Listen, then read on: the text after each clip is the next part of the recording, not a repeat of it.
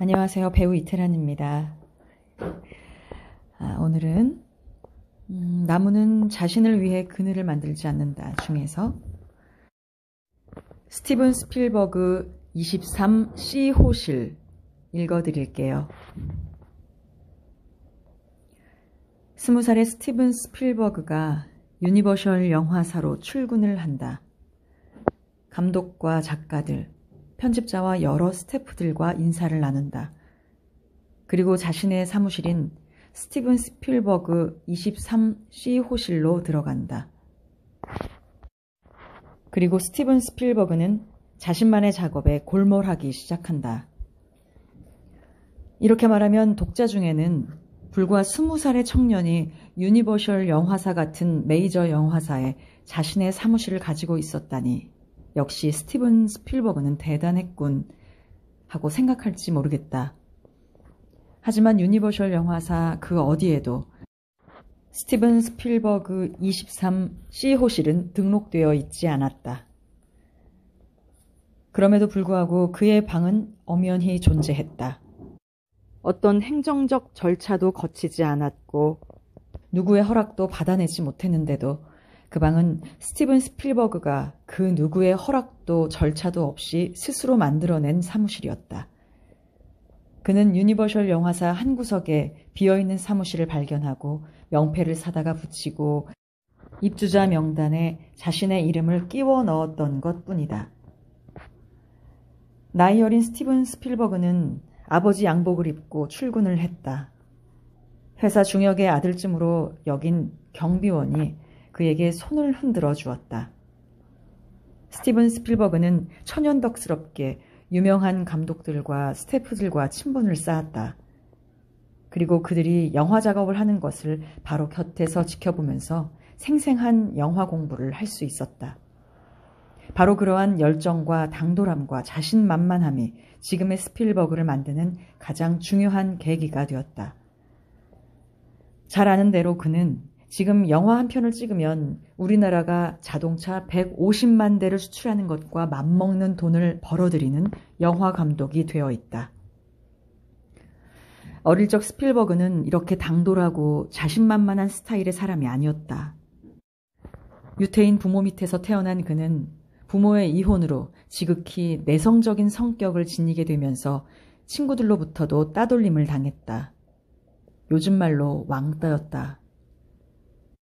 친구들은 스필버그를 벌레라는 이름으로 고쳐 불렀다. 친구들에게 그는 스필이라는 이름을 가진 벌레였다. 스필버그는 그 시절에 대해 평생 그렇게 슬프고도 절망적인 일은 없었다고 고백하기도 했다. 그러나 스필버그에게는 8mm 코닥 무비 카메라가 한 대 있었다. 그는 영화를 사랑했다.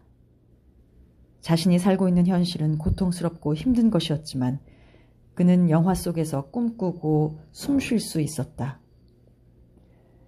스필버그는 가족을 자신의 영화에 출연시켜 영화를 만들었다. 자신을 따돌려온 친구들을 영화에 출연시켜 영화를 만들기도 했다. 나비와 개와 개구리를, 망가진 인형과 놀이터의 그네를 스필버그는 자신의 영화에 담았다.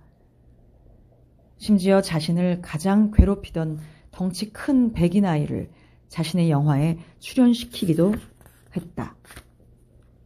그런 열정에 감탄한 친구들은 더 이상 스필버그를 괴롭히지 않았다. 영화는 그에게 꿈이었고 보호막이었으며 안식처였다. 영화는 그에게 주어진 불우하고 위협적인 환경과 싸우는 무기였다. 스필버그는 영화 속에서 꿈을 꾸었고 행복을 느꼈다. 물론 그것이 전부는 아니었다. 스필버그는 때로 세상의 위협과 소외 때문에 영화 속으로 도망가기도 했고 또 때때로는 영화 때문에 절망하고 슬퍼하기도 했다. 하지만 결코 자신의 꿈으로부터 도망가지는 않았다. 스필버그는 불행을 불행으로 받아들이지 않았다. 스필버그는 자신이 보냈던 불우한 소년 시절의 공포와 소외, 억압의 경험을 자신의 꿈으로 변화시켰다. 그 꿈 속에서 불행은 더 이상 불행이 아니며 억압은 더 이상 억압이 아니었다. 스필버그는 조스, E.T., 태양의 제국, 쉰들러 리스트, 쥐라기 공원 같은 명작들을 잇따라 만들어냈다. 그는 영화를 통해 자신의 불우한 삶을 꿈과 희망으로 가득 찬 삶으로 바꾼 것이다.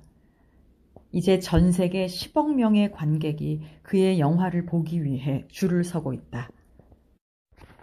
우리는 불행이 불행할 수밖에 없는 환경 때문에 생긴다고 생각한다.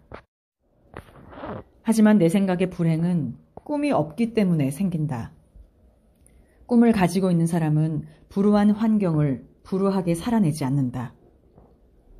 꿈을 가진 사람은 불행의 경험과 시간을 오히려 희망으로 바꾸어내는 기회로 삼는다. 모파상은 인생은 불행하지도 행복하지도 않더라 라는 말을 했다. 그 말은 긴 인생을 살다 보면 삶의 시간 속에는 일정량의 불행과 일정량의 행복이 동시에 있다는 말일 것이다. 불행과 슬픔과 고통이 없는 삶이란 존재하지 않는다. 절망과 상처가 없는 삶이 어디 있겠는가? 우리는 행복한 시간과 불행한 시간을 번갈아 가면서 살아가야 한다. 그리고 그것이 바로 삶이다. 신이 살아있는 것들에게 짝을 이루고 살도록 암수를 별도로 만들었듯이 우리의 삶에도 신비스러운 짝이 있음을 알게 된다. 어둠을 거두는 빛이 있고 불을 끄는 물이 있으며 병을 치료하는 약이 있게 마련이다. 꿈은 불행을 극복할 수 있는 무기다.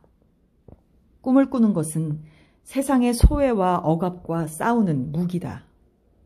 그리고 그 무기는 내가 이기면 상대방이 상처를 입고 상대방이 이기면 내가 상처를 입는 적대적 무기가 아니다. 그 무기는 서로가 동시에 행복해지는 화해의 무기다. 훌륭한 도공은 아름다운 도자기를 꿈꾸고 사랑하면서 그에게 닥친 수많은 불행의 늪을 건너간다. 훌륭한 요리사는 맛있는 음식을 먹으며 즐거워하는 사람들을 생각하며 현실의 어려움을 이겨낸다. 꿈은 고통과 절망의 마취제이며 또한 치료약인 것이다. 나는 우리들 모두가 하나씩의 꿈을 가지고 있었으면 좋겠다. 모두 다 꿈의 주식들을 가지고 있어 우리 사회가 거대한 꿈의 주식회사가 되었으면 좋겠다.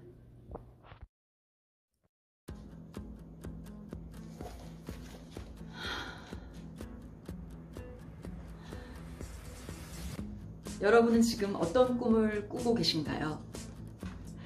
우리 그 꿈을 향해 조금씩 나아가 봅시다. 오늘도 힘내세요. 여러분 화이팅! 다음에 또 만나요. 안녕.